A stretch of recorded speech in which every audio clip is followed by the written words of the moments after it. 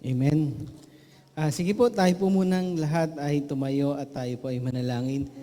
Panginoon, marami pong salamat sa gabing ito. Salamat na ibinigay niyo po sa amin, Panginoon, ang gabing ito upang mag-aral ng iyong salita. Dalangin po namin na buksan niyo po ang aming mga isipan, maunawaan po namin ang iyong salita, at dalangin po namin na maisabuhay po namin ito, Panginoon. Salamat po sa gabing ito. Patuloy na kayo po yung aking maitaas sa aking pagsasalita. At nawa, Lord, makakilos po kayo sa buhay ng bawat isa sa amin. Thank you, Father God in heaven. In Jesus' name we pray. Amen. Ayan. Sige po, makakaupo na po tayong lahat. So, ang last time po na ating pinag-aralan is about the assurance of salvation. Ayan. Alam niyo, sayang kung sana hindi niyo po namimiss yung mga topic po natin kasi hindi po lahat ng ito ay matututunan nyo online dahil hindi po lahat ito ay nasa online. Amen. So, sana po ay lagi po tayong makadalo sa biyaya ng Diyos. Ayan.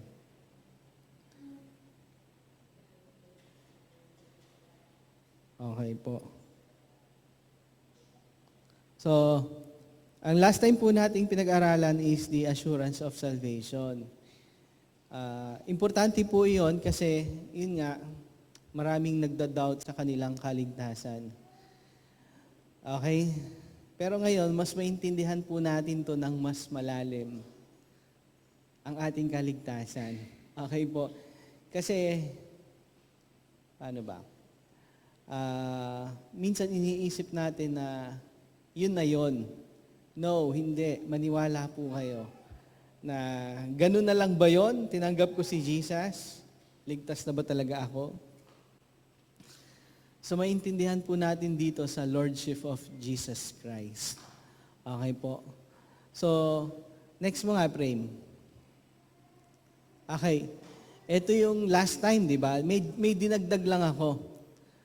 Nang ikaw ay ma-born again, okay, you have to walk in the Spirit because you are a new creation. Amen. Dahil ikaw ay new creation, hindi mo dapat nang balikan yung old nature, all the flesh. You have to walk now in the Spirit. Okay?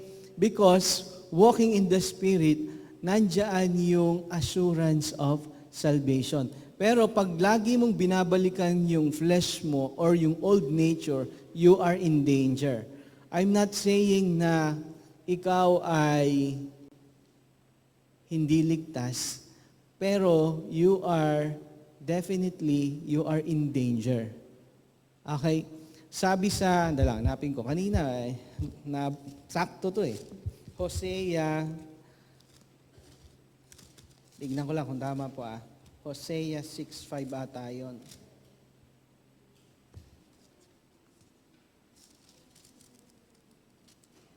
Ito, tama. I hope na hindi ito mangyari. Imagine nyo kapag ikaw ay na-born again, tapos binabalik-balikan mo pa yung flesh or yung old nature mo. Ito, sabi ng Hosea 5:4, sabi po dito, dahil sa kanilang mga ginawa, hindi na sila makapanumbalik sa Diyos sapagkat nasa kanila na ang espiritu ng kasamaan. Okay? Mamaya mas maintindihan pa po natin yan. So, kapag binabalikan mo yung old nature, baka hindi ka makapanumbalik. Yun yung danger. Nagigets po? Meron tayong assurance of salvation because we walk in the Spirit. Amen po. Amen po ba? Kaya nga sabi sa Romans 8:3-5, nandiyan ba Efraim? Romans 8:3-5, saka sa 1 Corinthians 10:13. Naku, maliit. Babasahin ko na lang.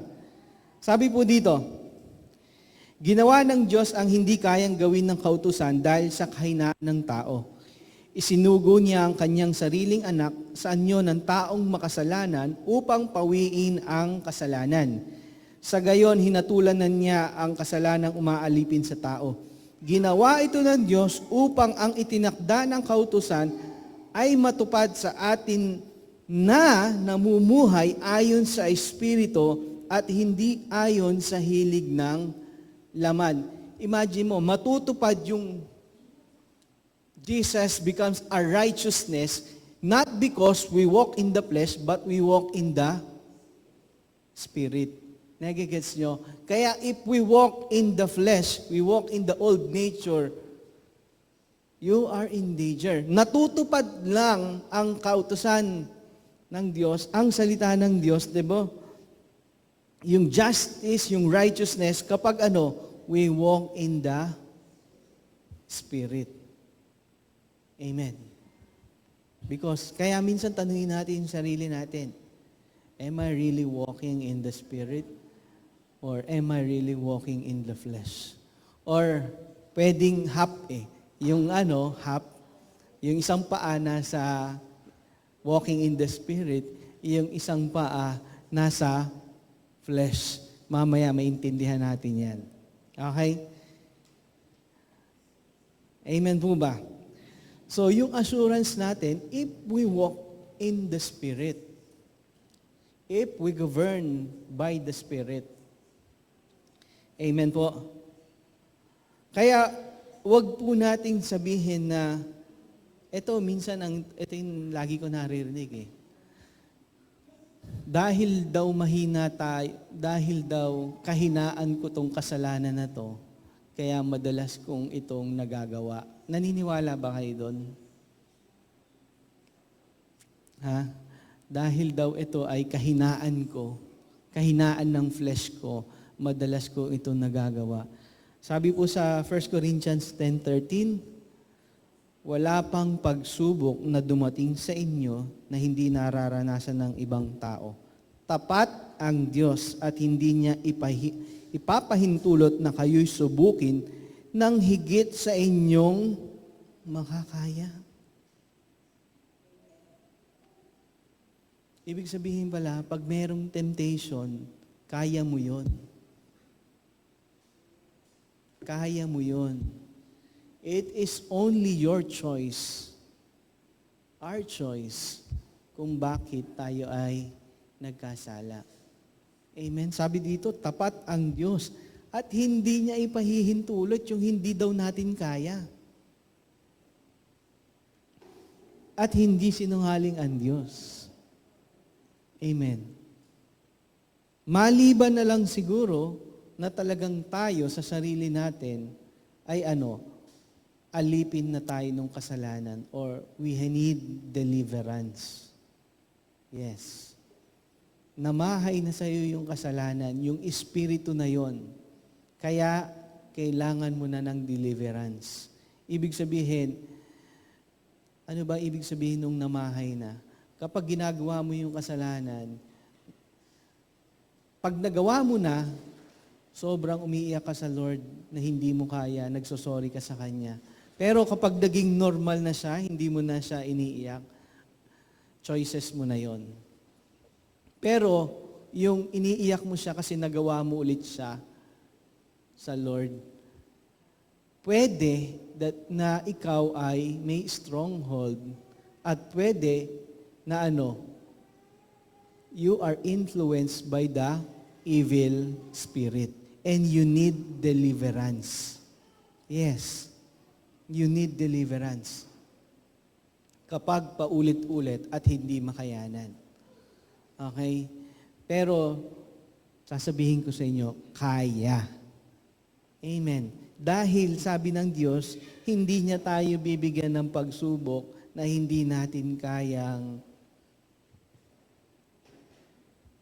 makayanan. Okay?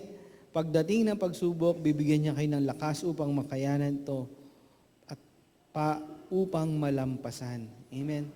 So, yung assurance of salvation, meron talaga, frame, balik ulit doon sa may cross. meron talagang kinalaman doon sa walking in the Spirit. Okay? Bunga yan ng saving faith. Bunga yan ng pananampalataya natin. Okay? Yung tunay na pananampalataya, magde-desire siya to walk in the Spirit. Alam niyo ba na ang seed, pag meron tayong seed ng Lord sa buhay natin, hindi tayo, remember this, pag may seed tayo ng Diyos, hindi tayo masasatisfy sa kung ano yung meron tayo. Yes, we will crave for more of Jesus. Yes, if we have a seed in our hearts, pag nagigets nyo, pag yung binhi ng Diyos, hindi yun hindi yun nananatili. Magpupumiglas yun, maghahanap yun, hindi yun titigil. Yes. Kaya dapat pansinin natin yun sa buhay natin. Kasi yun yung simula ng salvation. Amen. Yung tunay, may binhi yun ng Diyos, hindi yun titigil. Amen. Kaya alam na ng Diyos yung kanye. Amen. Kasi alam niya, ito, lalakad to according to the Spirit. Okay? Saving faith, assurance of salvation, it leads to life, pero walking nature leads to death. Okay? Meron nakalagay dyan, make time, no time. Actually, kapag lumalalim talaga tayo sa pagmamahal natin sa Lord, bibigyan niya tayo ng wisdom or i-reveal niya sa atin kung ano yung mga bagay na dapat nating isuko at unti-unti baguhin sa ating buhay. Yes. Dapat alam natin yan sa sarili natin. Amen. Kaya nga lagi sinasabi ni Paul, evaluate yourself if you are in faith. Amen. Minsan natanong nyo ba yung kasama nyo or kasama nyo sa church or usually una sa asawa. Kung kayo ba ay nagbabago o siya ba ay nagbabago. Kung wala kang asawa, di dun sa kasama mo sa church, ka-close mo. Ano ba yung natanong mo ba? Ano ba yung mga panghit sa buhay mo? Amen. Kasi if you want changes in your life, dapat, pag may nag-rebuke sa atin, open, dapat dapat we are teachable. We have teachable heart. Amen. Kasi yun yung walking in the Spirit. Hindi yun nagre-resist.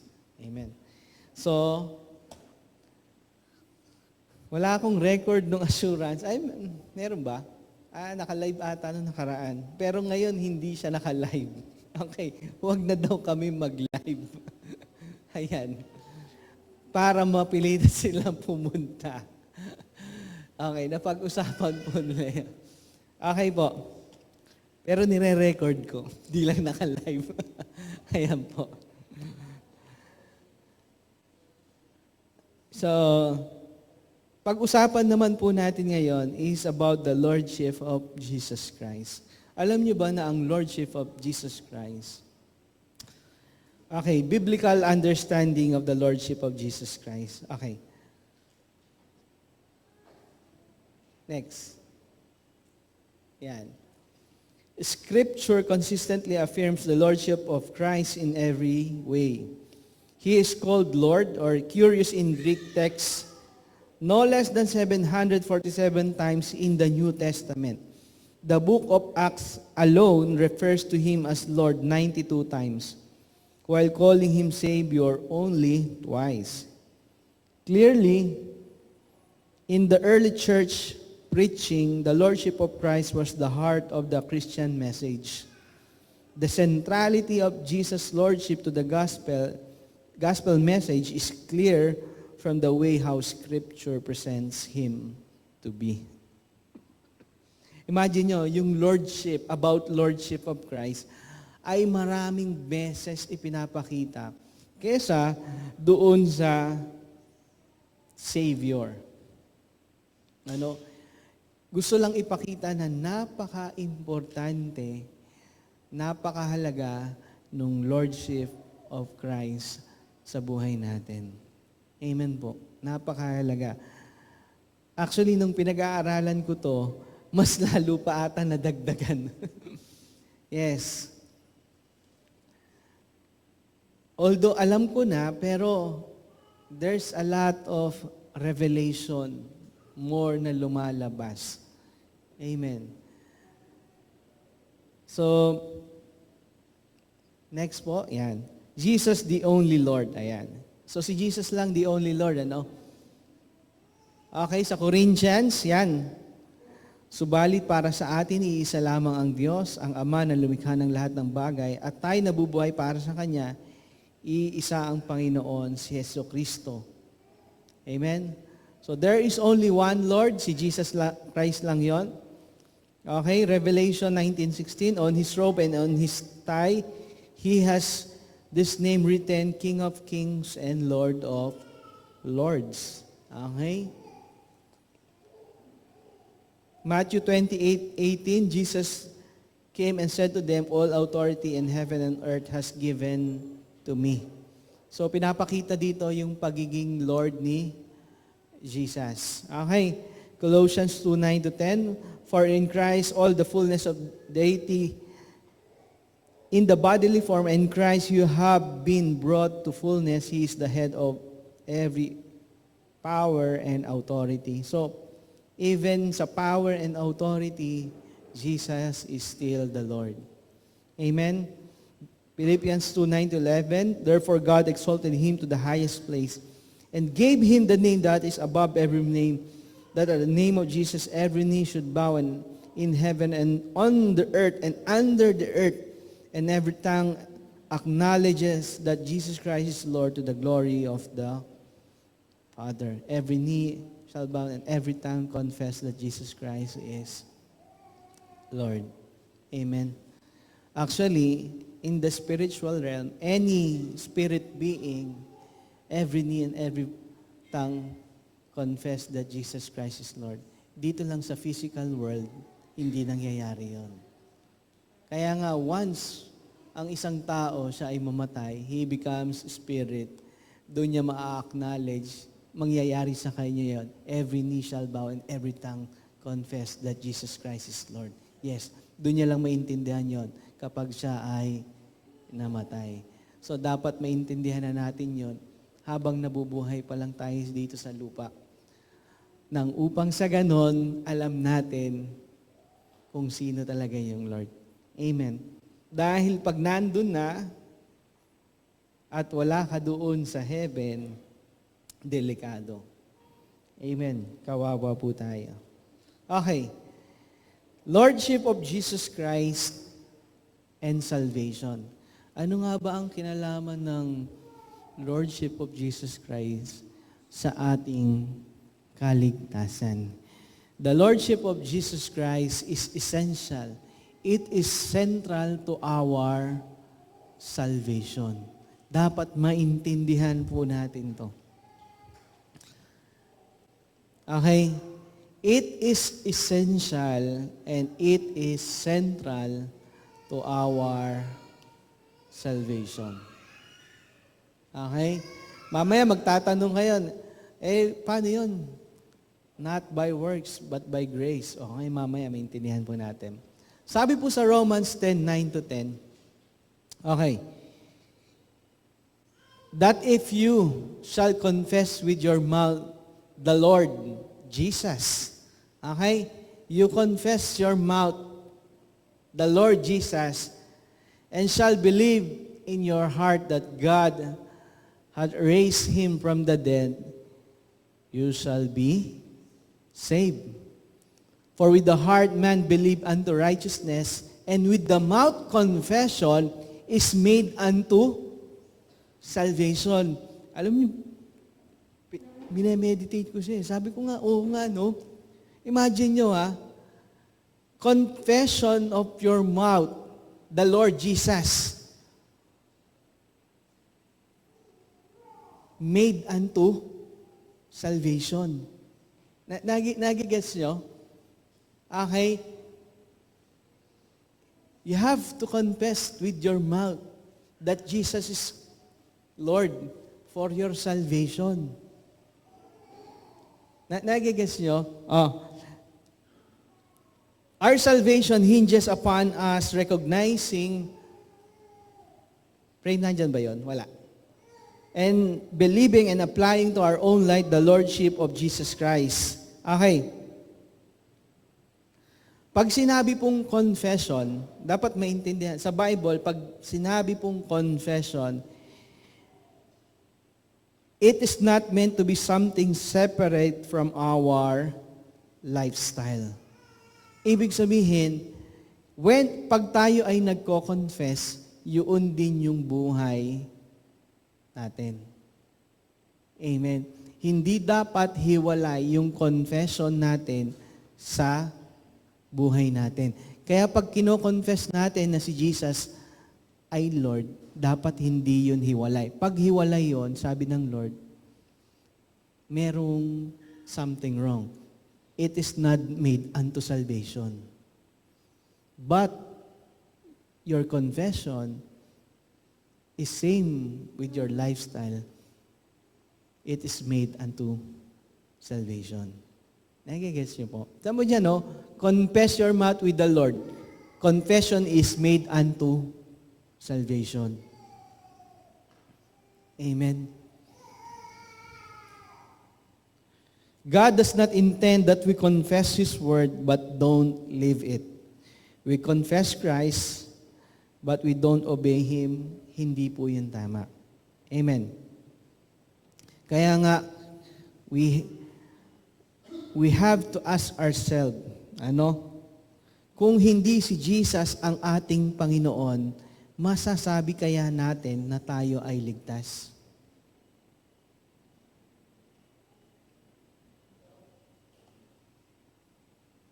Masasabi kaya natin, kaya sabi sa Ephesians 2:8, but by your grace, I've been saved.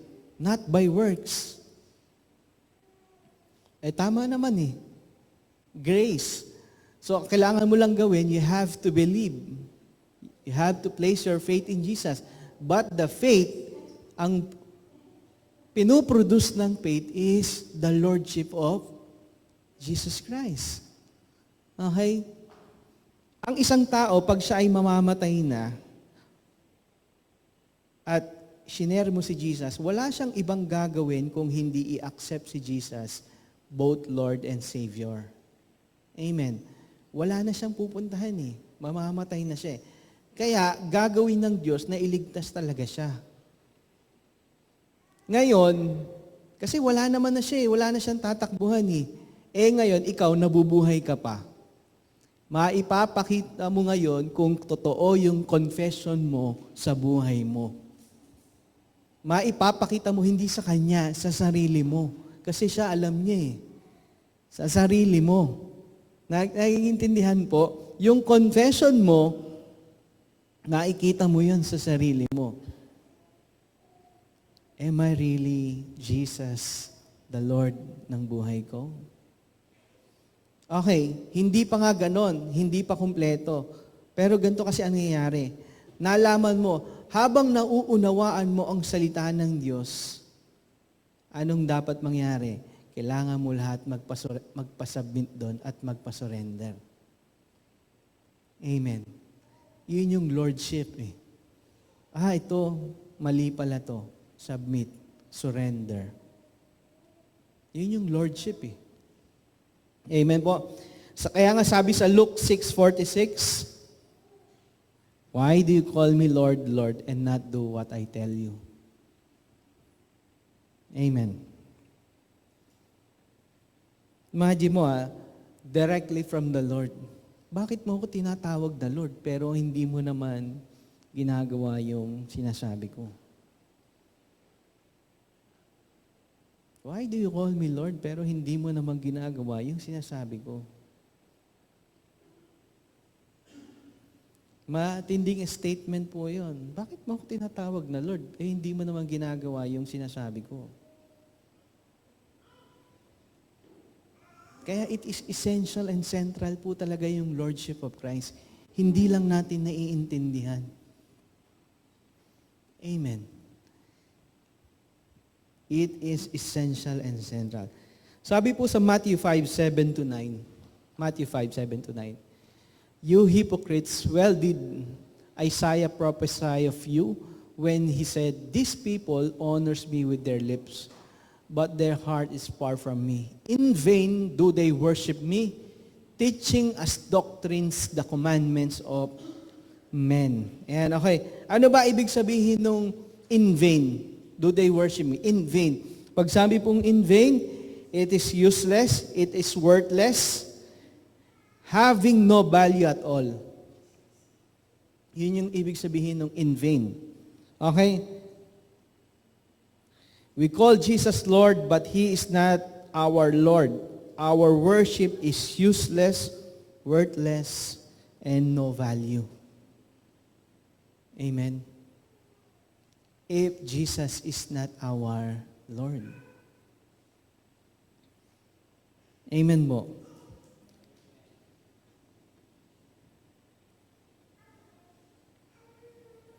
We confess with our mouth He is our Lord, but not doing His word means their heart is far from me. The Lord Jesus calls, imagine mo yung nagsasabi daw na, Lord, Jesus, Ikaw ang aking Panginoon. Pero, hindi naman sumusunod, sa lips lang. Ang tawag ni Jesus doon, ano? Hypocrite. Di ba? Kaya nga sabi ko, matindi yung Lordship of Jesus Christ. Na minsan iniisip natin, ganun-ganun na lang. No. He is really the Lord. Actually, kahit hindi mo siya gawing Lord, He is Lord. Amen? Kahit hindi mo siya gawing Lord, He is Lord pa din. No matter what. Yes.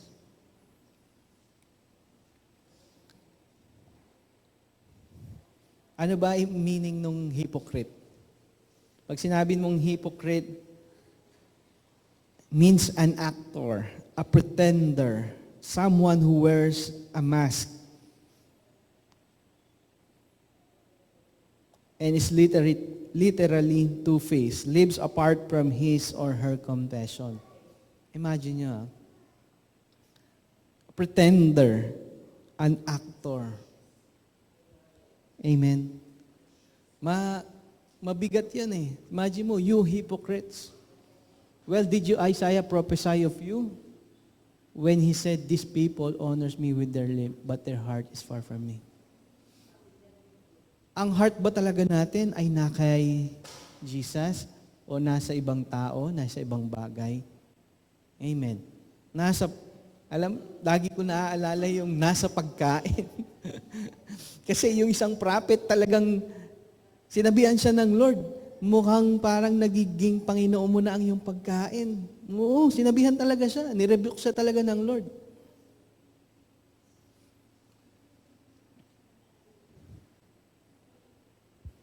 Amen.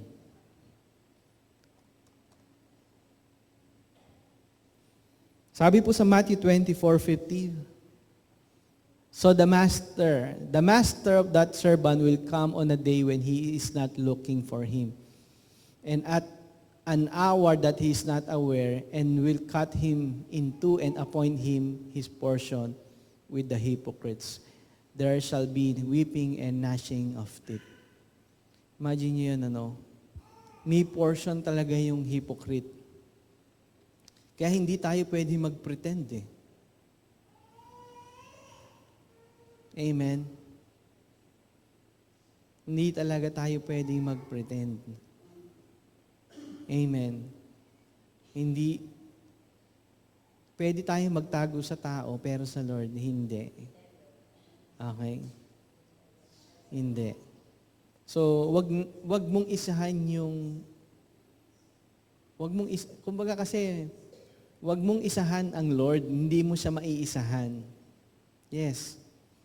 Wag mong isipin na, kaya nga, wag mong isipin na okay ka, baka kasi ikaw ay nakadapa na. Yes.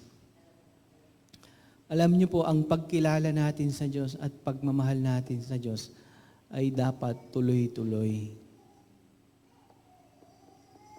Yes. Hindi tayo tumitigil. At dapat yon nagmamatured yung love natin sa Lord. Amen.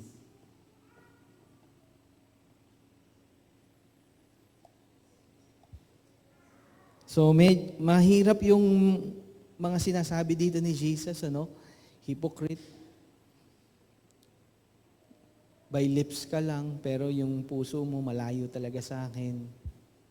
Amen. Ang puso mo nasa tao, nasa bagay, nasa pera, nasa kayamanan. Yun talaga yung puso mo eh. Hindi talaga sa akin. Naintindihan ko na eh. Kapag nasa puso talaga, gagawin mo lahat eh. Yes, gagawin mo lahat. Gagawin mo lahat. Unti-unti. Pag nakita mo yung, Lord, hindi ito tama. Tulungan niyo ako. Di ba? Mihingi ka ng tulong hanggang sa masolve yung problema na yon at iwanan mo na, mag-repent ka para doon. Amen po. So, pagiging Lord ni Jesus. Okay. Sabi dito sa Matthew 5, balik nga natin, Matthew 15, 7-9. Ayan. Sabi po dyan, teaching as doctrine of men. Okay? Ano ba yung doctrine of men? Actually ngayon, nangyayari talaga yan eh. We tell them that they are saved. You have to accept them, believe on Jesus, and they will be saved. Without repenting sa tatlong bagay na to. Sinasabi, you have to accept Jesus. Totoo naman yun eh. Without repenting sa tatlong bagay na to. Prem, pakita mo nga, yung 3 na yon. 1, 2, 3. Sige pa. Yung repentance from. Yan. Okay. Listen. Habang nabubuhay po tayo dito, ito yung dapat tayong mag-repent. Self-centered living and sin, partial surrendered life to the Lordship of Jesus Christ, and loving this world.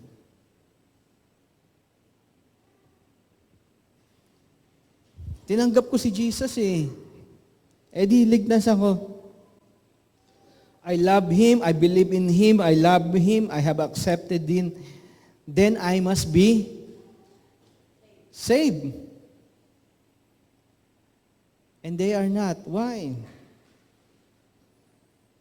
Kasi, pag sinabi po nating we confess Jesus as our Lord,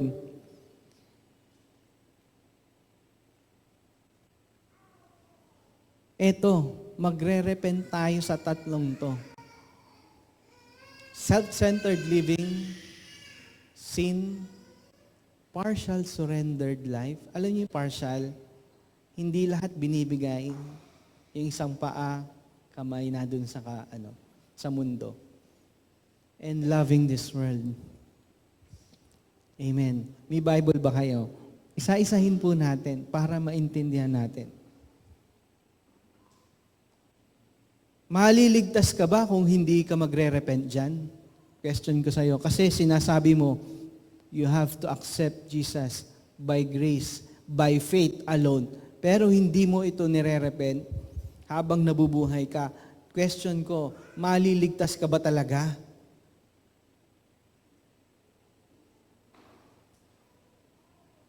Yun ang maliligtas ka ba talaga? Alam nyo, ang Word of God, Word, hindi siya marami. Word, iisa lang. Nagigets nyo? Iisa lang. Lahat yun.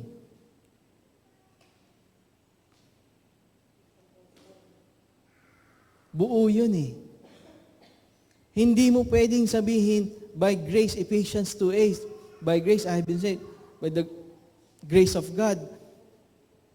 Tapos, pag sinabi mo yung Matthew 7:21, okay, isa-isahin muna natin.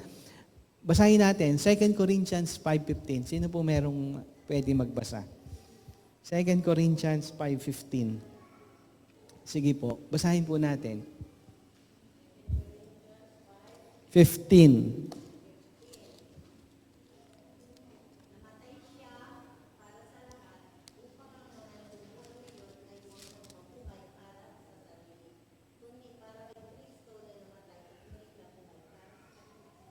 Kanino ka mabubuhay? Okay. Mabubuhay ka para kay Kristo. Hindi ka pwedeng mabuhay sa sarili mo. Naiintindihan po natin. Medyo nalihis ng konti yung pagkakaunawa natin dun sa kaligtasan. Ang bunga ng saving faith ay Lordship. Yes, isa siya sa bunga.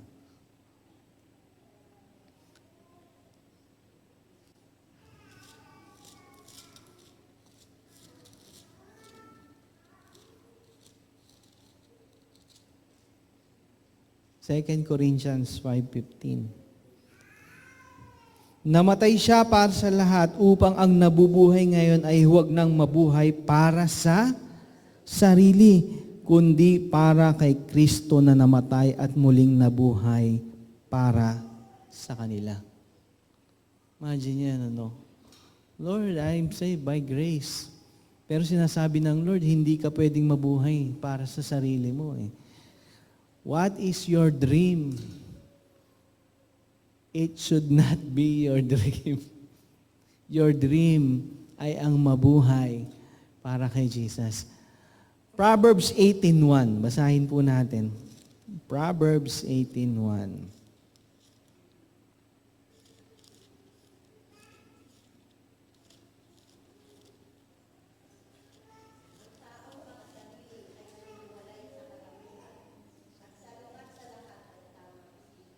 Oh. Okay? Yung pagiging self-centered. At ang kasalanan. Yung kasalanan medyo obvious eh. Yung self-centered living kasi hindi siya masyadong obvious. Amen? Yung sin, dapat alam na natin na yun ay sin. And we have to repent from our sin. Amen? Amen? Amen po ba? Yung sin, law of Moses, ando na yung sin. Malaintindihan na po natin. Amen. Okay.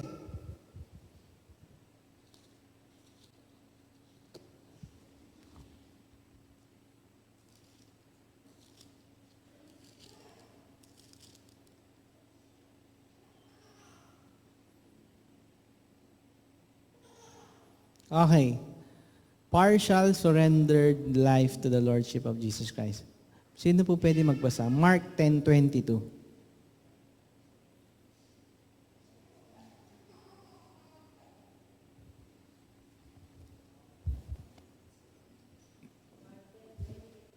Sige. Okay. Okay. Yung lalaki, ito yung kwento ng rich man na sinabi ni Jesus, Panginoon, paano po ba Tignan nyo ang tanong niya ay paano, magkakaroon ng buhay na walang hanggan. Tama ba? Yun ang tanong niya.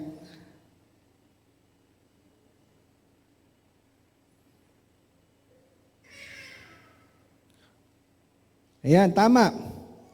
Paano ko ba makakamtan ang buhay? Tamo ang pinag-uusapan, buhay na walang hanggan. Ibig sabihin, kaligtasan din yun eh. Ang tinatanong ay buhay na walang hanggan. Okay? Ngayon, sinabi ni Jesus, gawin mo to, gawin mo, gawin mo.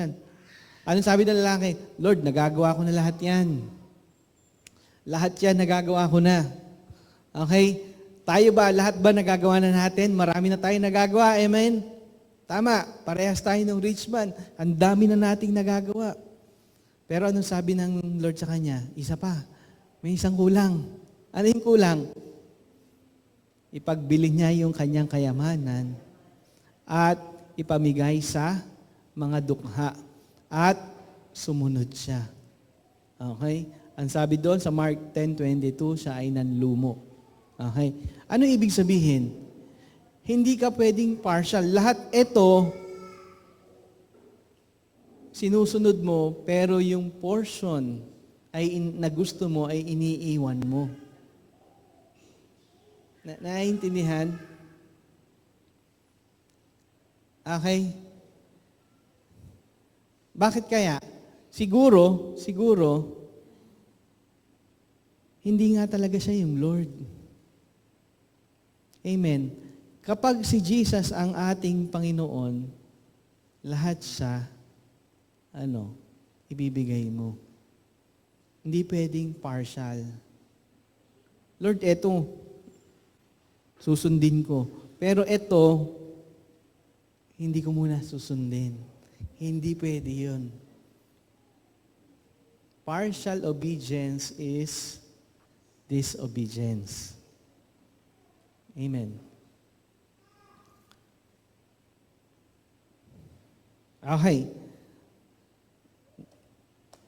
Kaya mo kailangan nating mag-repent sa centered living and sin. Kailangan nating mag-repent para yung partial surrendered, hindi ko pa pala nisusuko, kailangan nating mag-repent doon. Kailangan mo din mag-repent dito. Number 3, loving this world. Basahin nga po natin. 1 John 2:15. Ito alam na siguro po ni...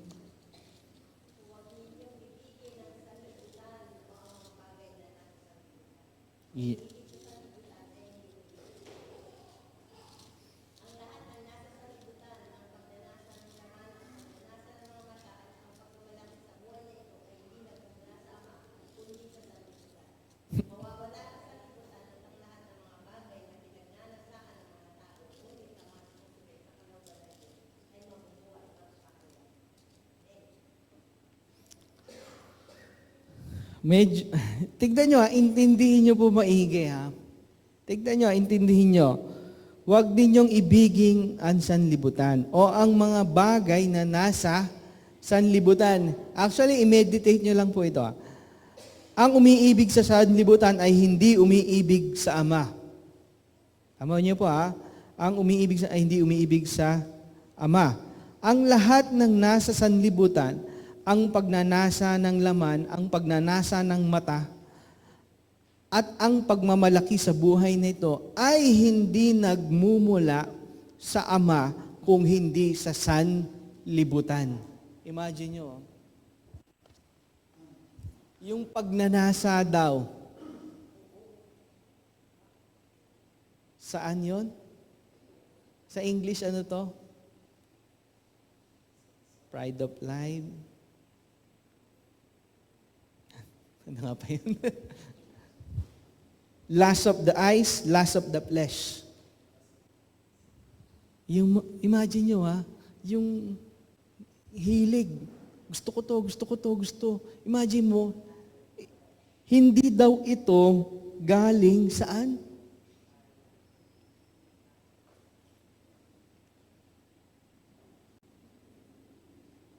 Sa Ama, kundi sa sanlibutan. Alam niyo, nung iniisip ko, bakit kahit konti, hindi nagkaroon ng bagay si Jesus sa mundong ito? Alam niyo bakit? Kasi nga, alam na yung pagnanasa sa mga bagay nandito ay hindi mula sa Ama.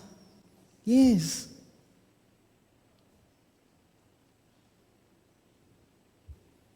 Kaya hindi siya nagkaroon ng ari-arian Amen? Paano yun? Gusto ko nito, gusto ko niyan, gusto ko nito. Listen, masama ba yun? tingin ko masama kung ano, kung lumalago ang iyong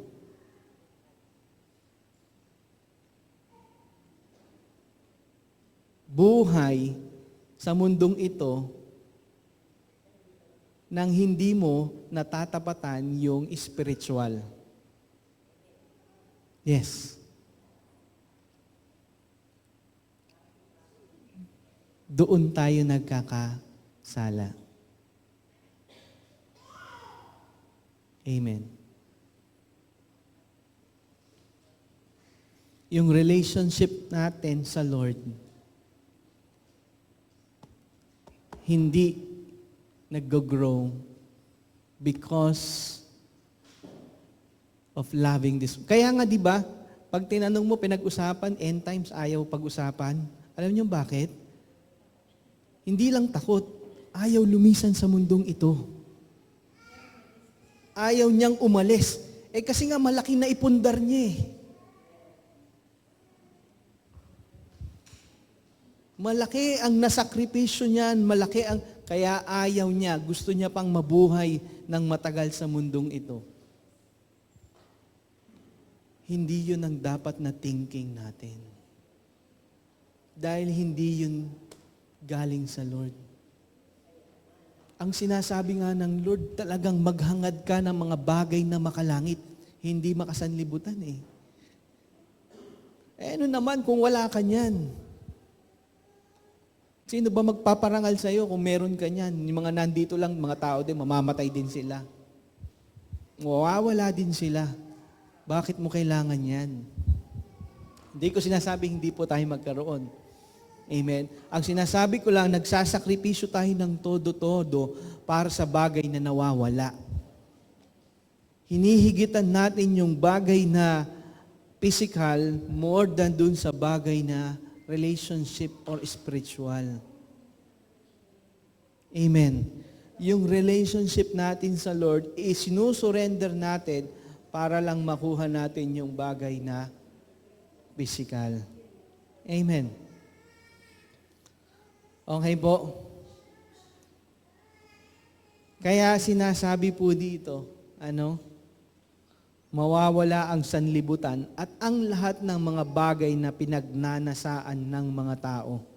Ngunit ang sumusunod sa kalooban ng Diyos ay magbubuhay magpakailanman. Amen? Amen po ba? So we need to repent from these things. Kasi etong mga bagay na to ang magiging hadlang para hindi natin makita yung destiny ng Diyos sa buhay natin. Ako lagi ko tinatanong ko sa Lord yun, Lord, minsan na lang ako mabubuhay dito.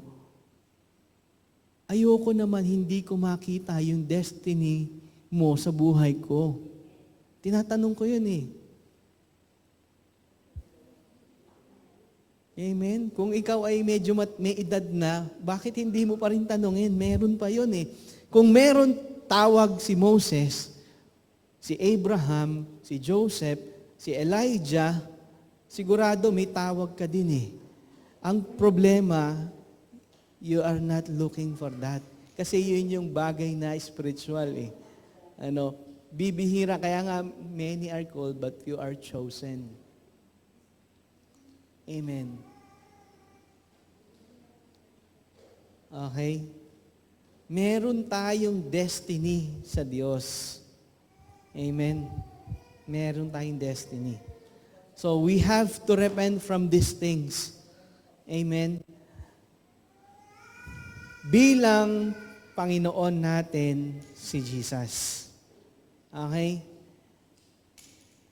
Kaya nga natin pinag-aaralan ng salita ng Diyos para masunod natin ito, hindi para maging knowledge lang. Amen?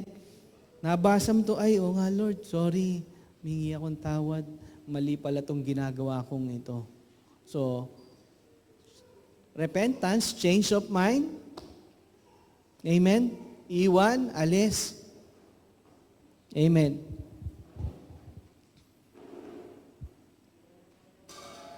So we have to, okay?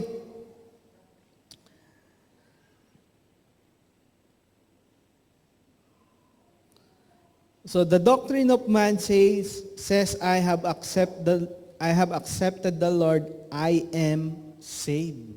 Minsan yun yung sinasabi, bakit kaligtas? Kasi tinanggap ko naman si Jesus. That is a doctrine of man. Bakit? Ipakita mo, Matthew 7:21, i-reflect mo siya dito. Jesus said to His disciple, not everyone who says to me, Lord, Lord, shall enter the kingdom of heaven, but he who does the will of my Father who is in heaven.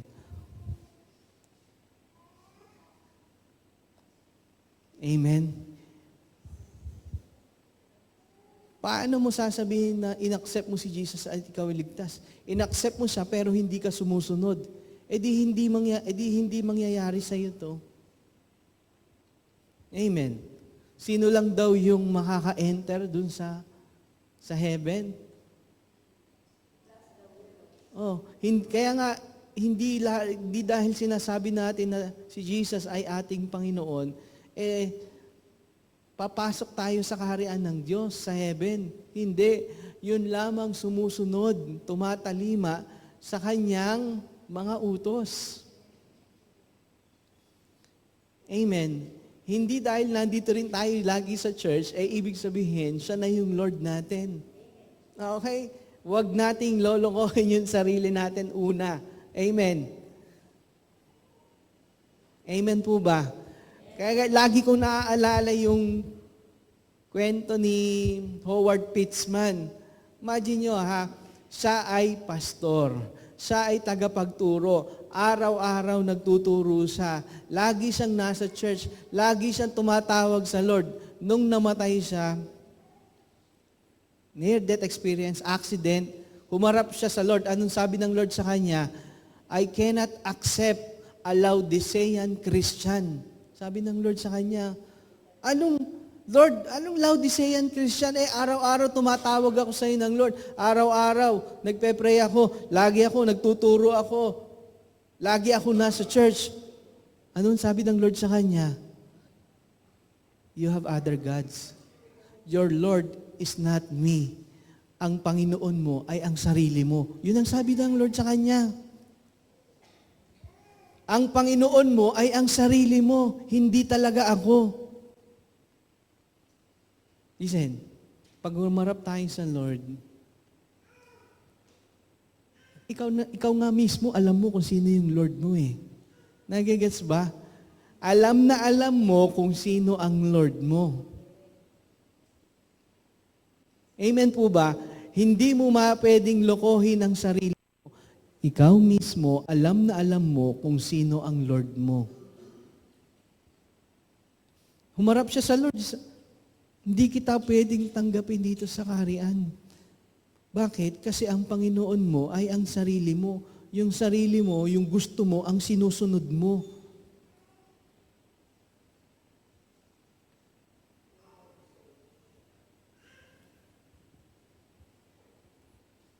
Yun ang sabi ng Lord sa kanya eh. Hindi siya tinanggap ng Lord eh. Magpasalamat siya kasi binigyan siya lang ng Lord ng chance na buhayin, na mabuhay muli. Yes, dun sa accident na yun, na-meet niya ang Lord. Kaya nung siya ay binuhay ng Lord muli, hindi na siya bumalik sa dati niyang Christian life. Naintindihan niya yung Lordship of Jesus Christ. Hindi pala ganon, hindi pala cheap, hindi pala baliwala. Hindi ganun-ganun na lang. Yes. Kaya, pakinggan niyo yung testimony. Nasa YouTube yun, si Howard Pitzman, yung testimony ni Howard Pitzman. Pakinggan niyo ng buo, maintindihan niyo. Sabi ng Lord sa kanya, hindi ako ang iyong Diyos, hindi ako ang iyong Panginoon, ang sarili mo. Yung rich man, ang Diyos niya, yung pera.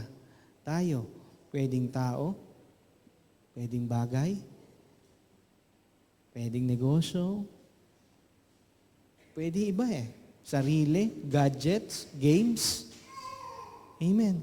Pwedeng yun yung Diyos natin. Kaya nga hindi tayo makawala eh. Ando na lang lagi, hindi makawala. Amen. So, imagine nyo siya na pastor, siya na laging nagtuturo, siya na laging nasa church, siya na laging tumatawag na Lord. Alam na alam ng Lord yung kalagayan ng kanyang puso. Alam na alam. Actually, ang totoo niyan, alam din naman natin yung kalagayan ng heart natin eh. Nai-guess niyo mo ba? Hindi natin pwedeng madaya yung sarili natin. Sigurado ko, alam na alam nyo yung heart nyo kung sino yung number 1 sa heart nyo. Yes. Kaya nga, hindi lahat ng tumatawag na Panginoon, Panginoon, ay makakapasok sa kanyang kaharian. Yan lamang sumusunod sa kanyang mga utos. Sa heart, imagine nyo, eto naman, masipag naman tong pastor. Pero kita ng Lord yung heart eh. Kita ng Lord yung heart. Amen. Kita ng Lord yung heart natin eh. Kaya wala tayong, wag nating iisipin na, Kaya nga ang kailangan natin gawin, magsumamo sa Kanya eh. Baguhin niya yung puso natin. Baguhin niya yung pag-iisip natin na hindi tayo matuon sa mga bagay na nasa mundong ito. Kasi baka yun ang maging dahilan para mapalayo tayo sa Lord. Maging religiosity lang tayo, maging traditional lang. Amen. Pero wala yung love natin dun sa Lord. Amen. Kailangan lagi tayo magpapuspos sa Diyos. Okay. Now we ask, a question not on base of man's doctrine that says, I've accepted the Lord, but on the base of what Jesus says. Okay? If Jesus is not my Lord, am I really saved? Am I really saved? If Jesus is not my Lord, am I really saved? Okay? Dahil buhay ka pa, pwede pa. Amen. Binibigyan ka pa ng chance ng Lord. Kaya nga niya pinapaunawa. Kaya nga tayo nag-aaral dito eh. Kasi ipinapaunawa niya sa atin yung mga bagay na dapat nating maisuko sa Kanya. At siya yung maging Panginoon nung every aspect ng buhay natin. Amen? Mayroon pang chance.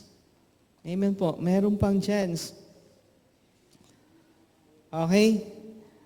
So, hindi tayo, baka kasi, sinasabi nating Lord, Lord, pero gumagawa naman tayo hindi maganda. Amen? Yung buhay natin is an immoral life. Okay? Baka yung love na yon, it is just an idea. Amen? Idea lang sa mind natin. Okay? We must come into repentance. At dapat mo nating maisurrender lahat yon kasi yun ay Lordship. Amen. Habang nakikilala natin ang Diyos, nababasa natin ang Kanyang salita, naintindihan natin, ito Lord, hindi pala ito tama. Kaya isusurrender ko sa inyo kasi you are my Lord. Amen. Yun yung Lordship eh. Yun yung walking in the Spirit eh. Lord, nahihirapan ako sa nagagawa ko lagi. Iiyak mo sa Lord. Amen? Iiyak mo sa Lord. Tutulungan niya tayo. So we must come into repentance. Doon sa tatlong yon. Amen. Kasi nga, minsan sinasabi lang, you are saved kasi you have accepted Christ. No. Dahil buhay ka pa, kailangan you have to repent from selfishness. Kailangan mag-repent ka doon sa partial surrender. Hindi kailangan buo. Kailangan yung mundong to, iwan mo. Hindi mo mahalin ang mundong to. Mag-repent tayo doon. Dahil pag mahal mo ang mundong to, wala sa iyo ang pagmamahal ng Ama. Amen? Nakikita niyo na yung idea nung salvation, nung faith natin. Bunga yun yung Lordship. Amen? Hindi lang dahil, tinanggap ko si Jesus, ligtas na ako. Tama, ligtas ka na ngayon. Sa susunod, may naiintindihan ka, may nauunawaan ka, kailangan mong isuko yun lahat sa Lord. Amen. Amen po ba? John 14:23. Yan.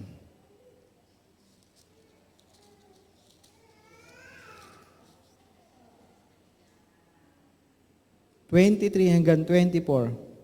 Okay, sabi po dito, sumagot si Jesus, ang umiibig sa akin ay tumutupad ng aking salita. Iibigan siya ng aking Ama at kami pupunta at mananahan sa Kanya. Ang hindi tumutupad sa aking salita ay hindi umiibig sa akin.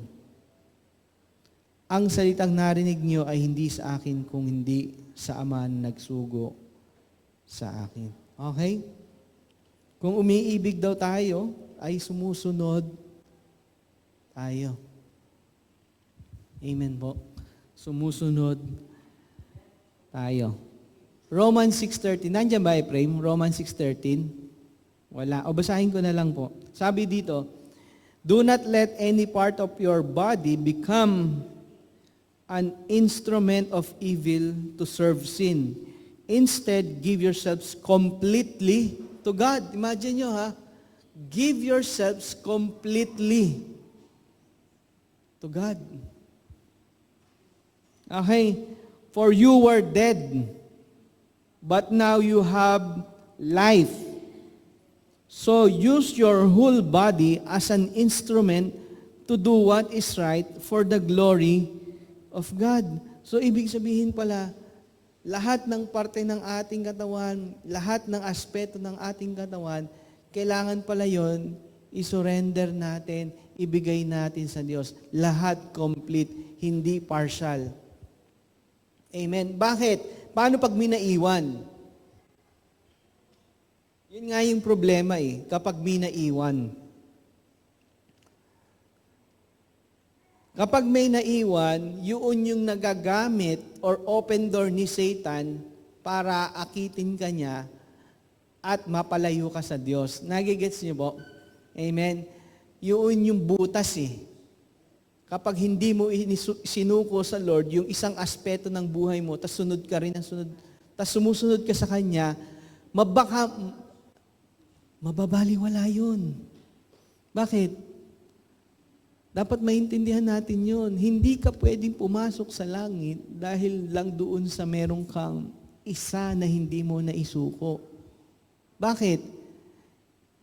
Bakit? Kasi sabi ng Lord, mas mabuti pang pumasok ko sa langit nang wala isang mata, o kaya wala yung kamay mo, daliri mo, kesa pumasok ka ng langit. Kasi bakit? Itatapon ka ng buo. Kaya nga hindi pwedeng partial, hindi pwedeng may naiiwan. Kaya sinasabi ng Lord, complete. Complete. From A to Z. Diba? Complete.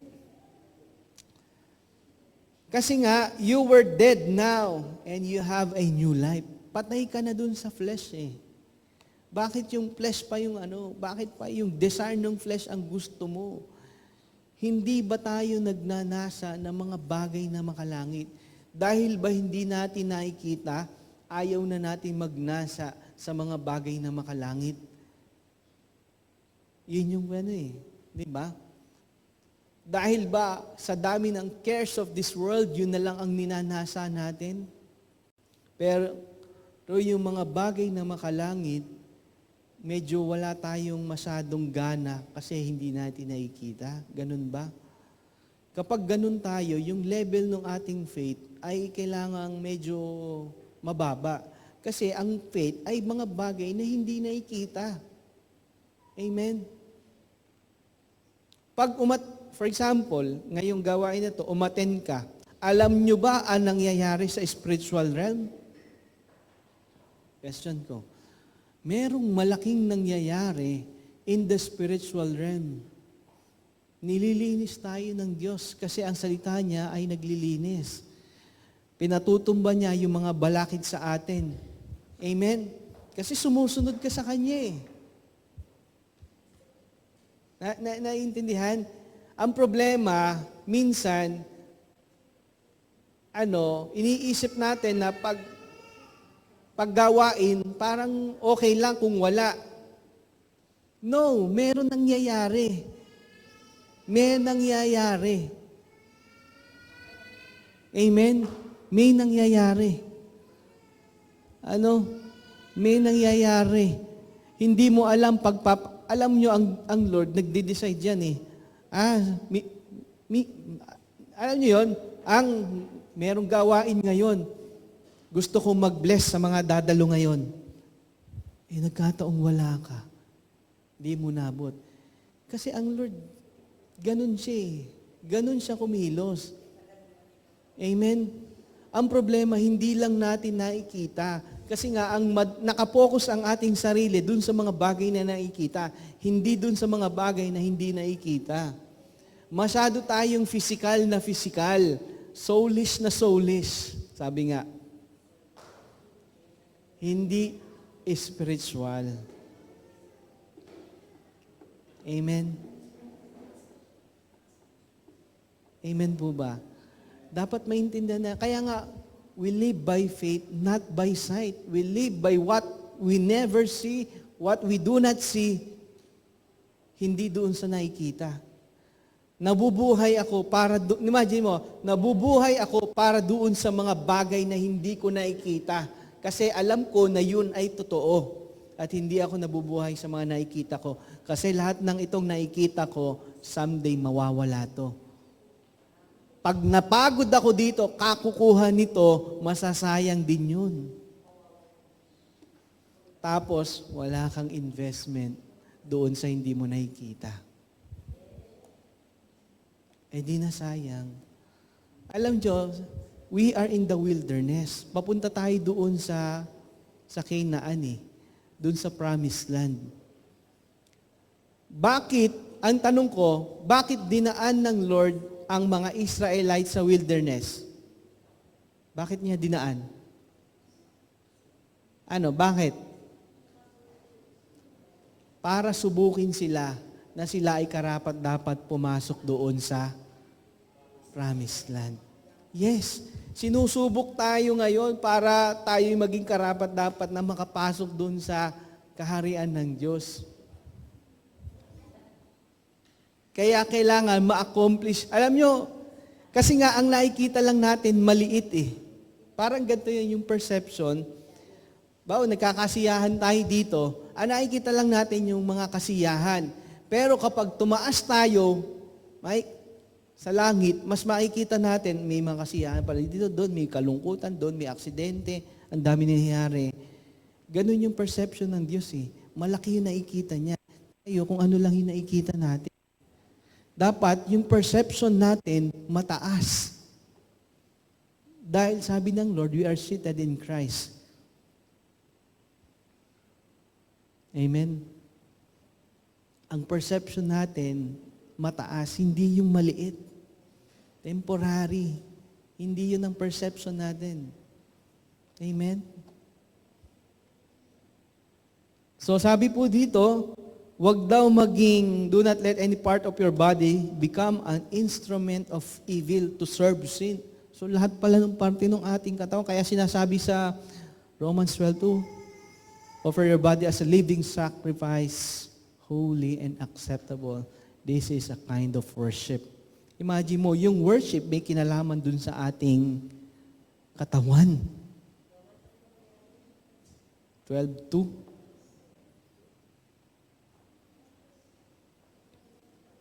Amen. So, wag daw natin. Bakit? Kasi, kapag hindi natin isinusurrender yung isang parte ng buhay natin, nagagamit yon ni Satan. Bigyan ko na kayong example. Bigyan natin example. Okay. Si Judas Iscariot.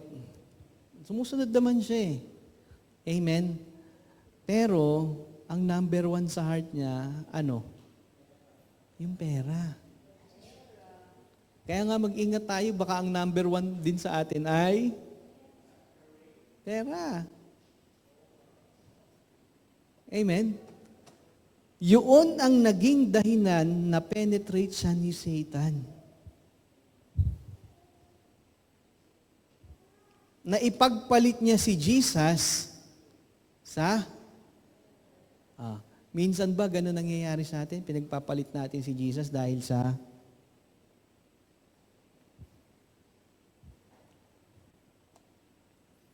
diba? Kasi pag hindi natin isinuko yun, in the end, baka maging kagaya tayo, nag-suicide siya eh. Kasi yung spirit siguro ng suicide ay pumasok na sa kanya. Amen? Kaya sama yung sinasabi natin sa Hosea 5:4 ba yun? Tama, no? Hosea 5:4. Dahil sa kanilang mga ginawa, hindi na sila makapanumbalik sa Diyos. Ano? Hindi sila nakapanumbalik sa Diyos. Dahil dun sa kasamaang ginawa. Baka ganun din tayo eh. Baka hindi natin alam, limit na pala. Limit na. Amen? Limit na pala. Yung buhay natin, hindi natin alam eh. Limit na pala eh.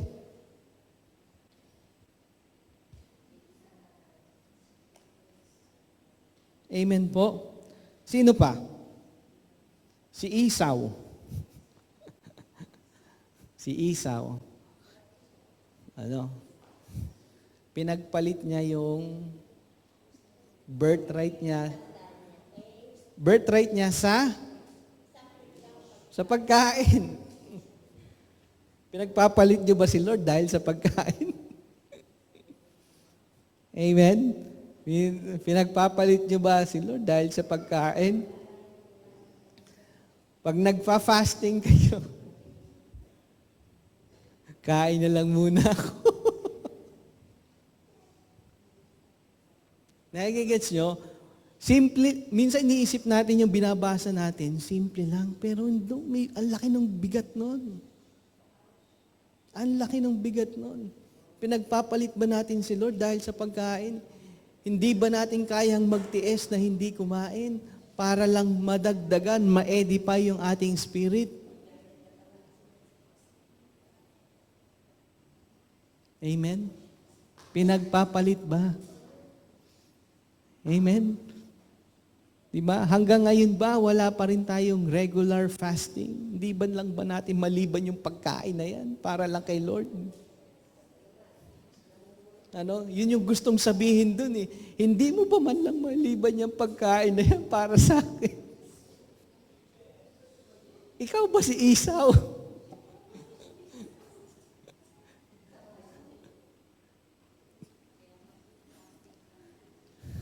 Amen?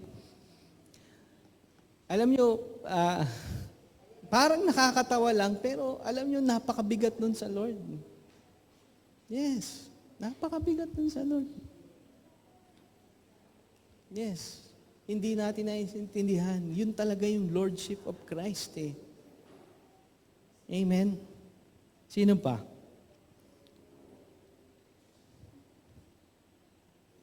Si Solomon, ayan.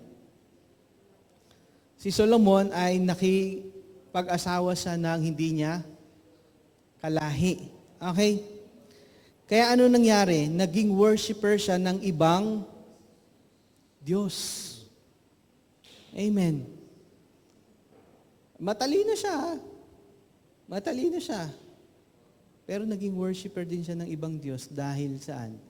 Sa pag-asawa niya ng hindi niya kalahi. Siyempre, sa umpisa, baliwala yun. Sige, asawahin kita. Siyempre, sunod-sunuran sa kanya yung asawa niya. Pero later on, kasi later, hindi naman ngayon, later doon siya naging worshiper ng iba. Buti na lang, nakabalik siya. Amen, nagsisi siya. Amen po. So, Ang dami. Actually, napakarami example po na dapat nating matutunan. Sa simple lang, kala natin yung pag binabasa natin yung Bible, ganun lang. Pero alam nyo, pag mineditate talaga natin siya, iba talaga yun. May revelation talaga ang Lord. Those who seek sa Kanya, tas gustong sumunod talaga sa Kanya. Inire-reveal ng Lord sa Kanya yung dapat nating gawin, dapat nating maunawaan. Yes. Amen. Kaya wag po nating ipagpalit ang Lord. Saan? Sa pera, sa pagkain, sa tao, ayan, sa anumang bagay. Okay? Baliktarin natin. Sila yung pero merong mga sumunod eh. Amen? Sino yung mga sumunod? Una, si Abraham. Bigyan natin, si Abraham. Kaya siya yung tinawag. Sino ang sinuko niya? Sinurrender niya? Si Isaac. Actually, hindi niyo ba na, pag binasa niyo, bali wala magbigay sa kanya ng tithes eh. Bali wala sa kanya yun eh. Bigay niya yung mga magbigay siya. Bali wala yun. Bakit? Kasi wala naman siyang anak. Sabi nun, wala man ako. Sa inyo na yan. Wala siyang anak eh. Kaya yun yung number 1 na gustong-gusto niya, magkaroon siya ng anak. Yun yung pinaka-desire niya. Yung pinaka-desire niya, yun ang unang tinest siya. Kaya mo bang isuko yung number 1 desire mo? Yes. Yung pinaka-desire mo sa buhay, kaya mo bang isuko sa akin? Yun nangyari kay Abraham eh. Amen? Kaya nga hanggang ngayon, dapat tanong natin, Lord, meron pa ba ako sa buhay ko na hindi ko kayang isuko?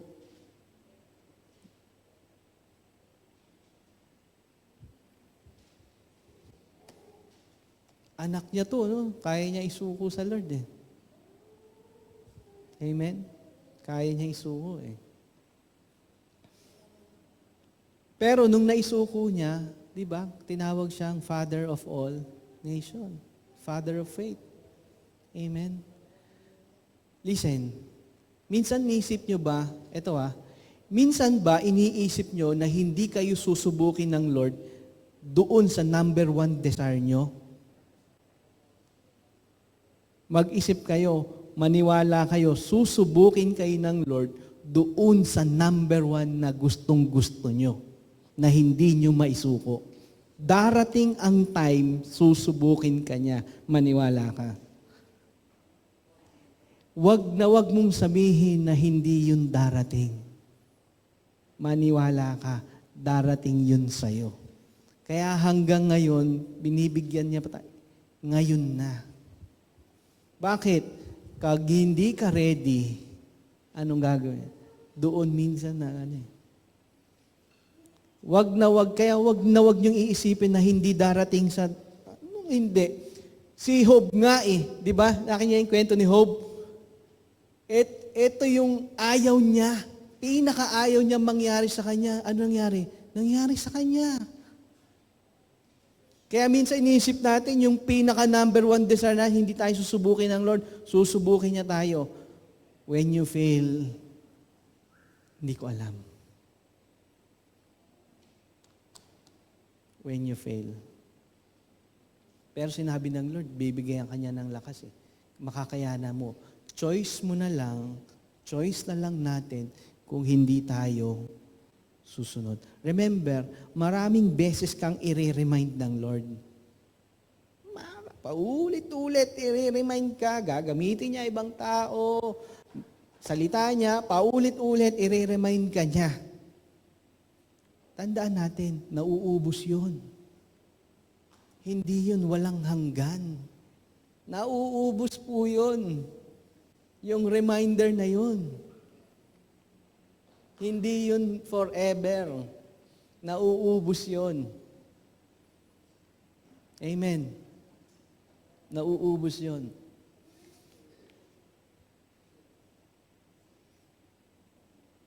Seize the moment. Amen. Okay po. Sino pa? Ang dami pa po, no? So, we have to surrender everything to God. Because Jesus is our Lord. Sabi po sa Hebrews 5:9. Meron ba dyan, Prem? Wala. Sabi po dito, babasahin lang. And being made perfect, He became the author of eternal salvation. Tignan nyo author of eternal salvation unto all them that obey Him.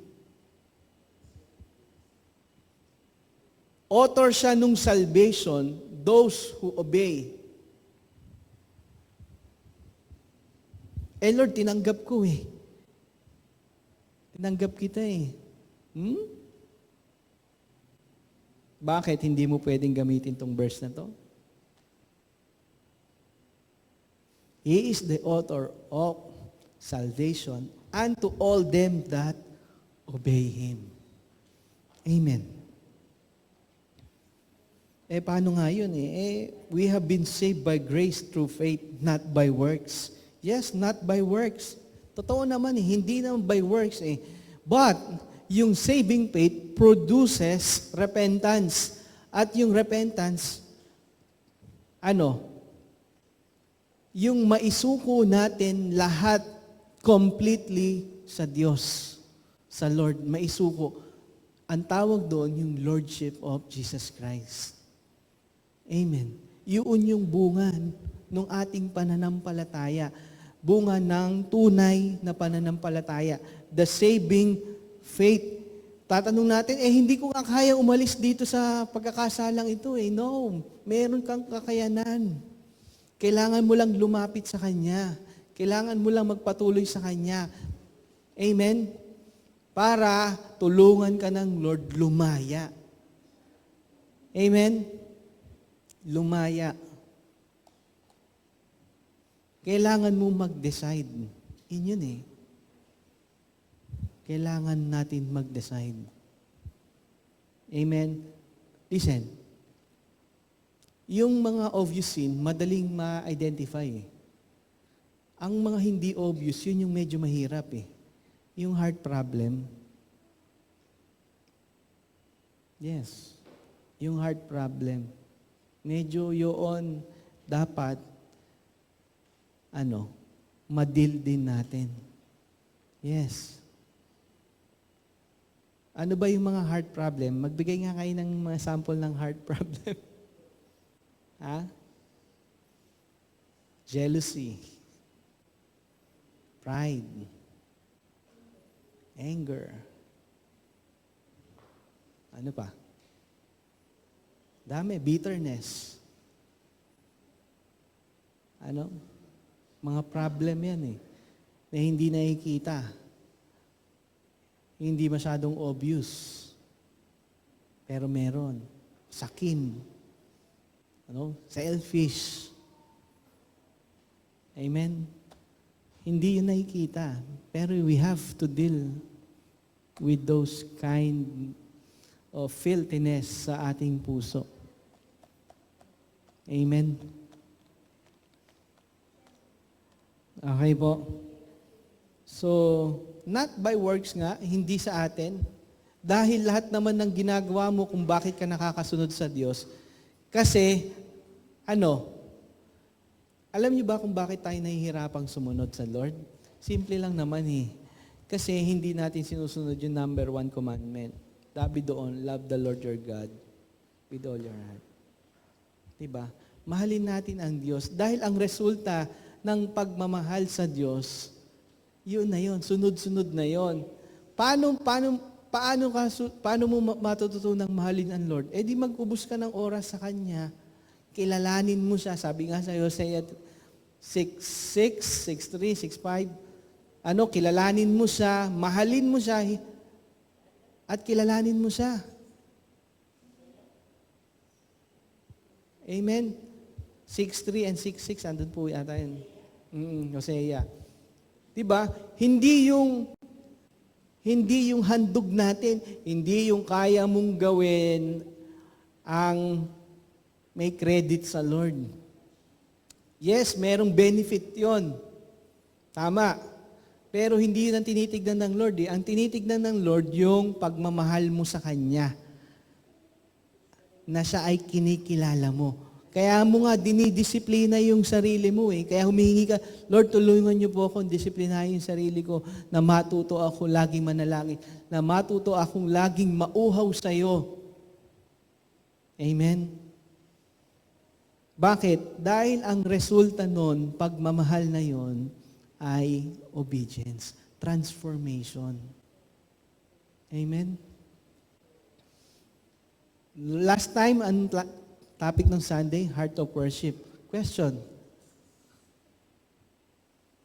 Paano tayo makakasamba sa Diyos? Paano tayo makakasamba? Dapat alam to ng mga musician eh. Nakakasamba tayo sa Diyos dahil mahal natin siya. Okay? Di ba sinasabi natin ang worship Him in spirit? Yung spirit talks about heart. Yes, sambahin natin siya mula sa ating puso. Pero yung deeper meaning nun, sambahin natin siya ng may pag-ibig. Yun ang gustong sabihin nun eh. Bakit? Kapag wala tayong pag-ibig, hindi natin siya masasamba.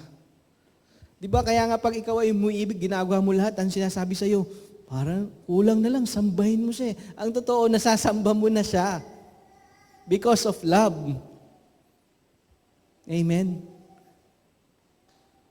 Yun eh. Kaya kung gusto nating masamba natin ang Diyos, kailangan ma-develop yung love natin sa Kanya. Amen po ba? Okay, kailangan pong ma-develop yung ating pag-ibig sa Kanya. Okay, so putulin ko na lang po hanggang doon kasi time is over. Hindi talaga kaya. Actually, mahaba pa. Okay. Hindi naman, medyo 30 minutes and 2 hours. Ayan. So, baka may question lang? Wala na? Tapusin po na.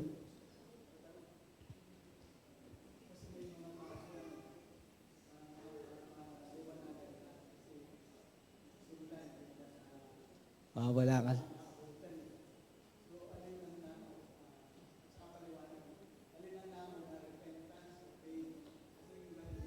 Ano daw ang nauna? Repentance or faith? Ha?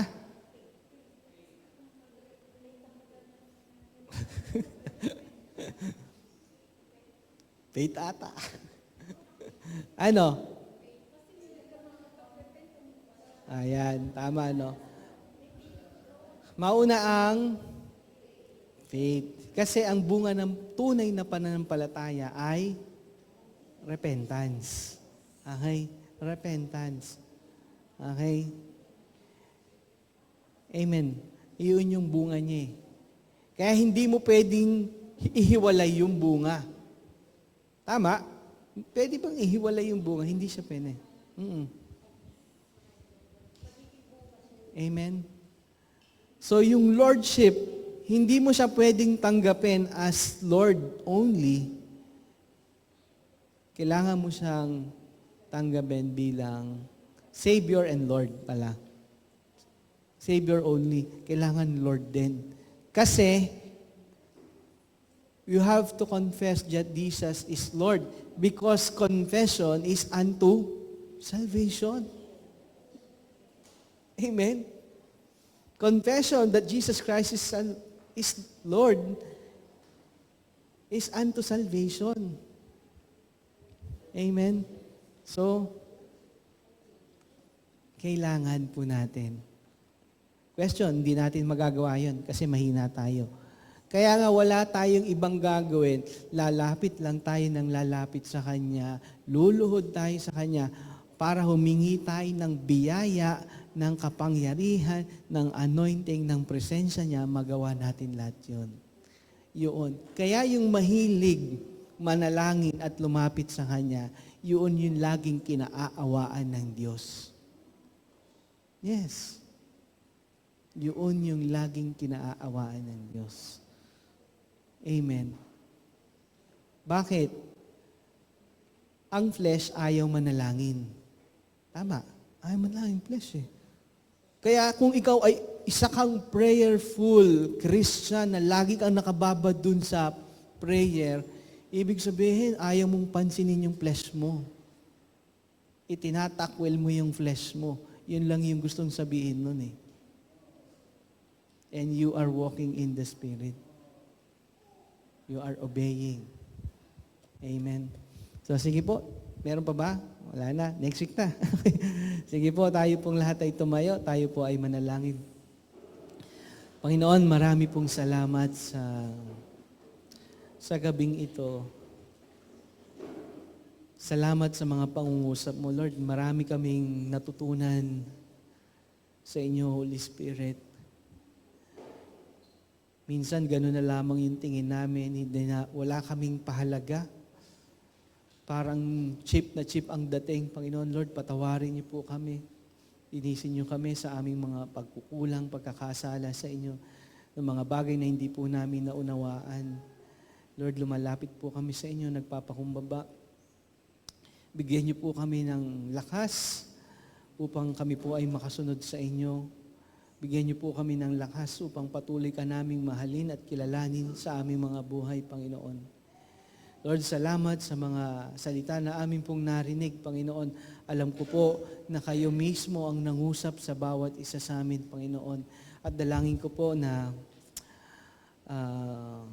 protektahan niyo, Panginoon, ang mga salitang narinig namin in the name of Jesus, na hindi ito manakaw ni Satanas in the name of Jesus.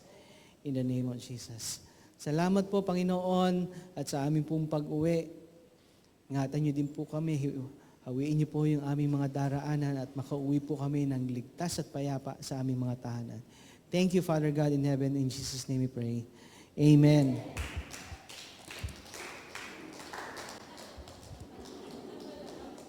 Well,